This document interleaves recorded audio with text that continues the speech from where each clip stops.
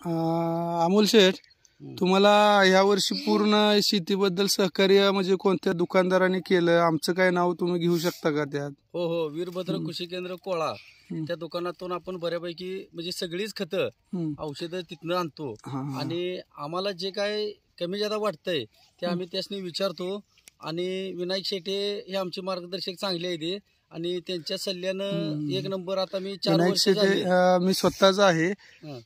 ठीक आहे, चालेल. पण तुम्ही सगळ्यांना काय म्हणजे याचा अनुभव काय सांगणार बाकी शेतकऱ्यांना? सगळ्यांनी मिळून जर व्यवस्थित पद्धतीने जर केली शेती तरी माळव्यात सुद्धा चांगले पैसे होते.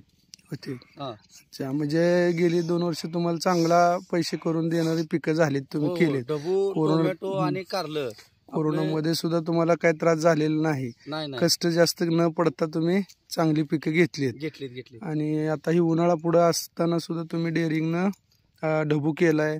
इंडस तुमची व्हरायटी आहे, त्या व्हरायटीत पैसे तुम्हाला होणार आहेत. कारण आता इंडसची एवढी साईज म्हणजे खूप चांगली साईज दिसते तुमची. मलाही चमक आहे. आता मार्केट बी चांगला आहे. मार्केट चांगलं आहे, पैसे होतील.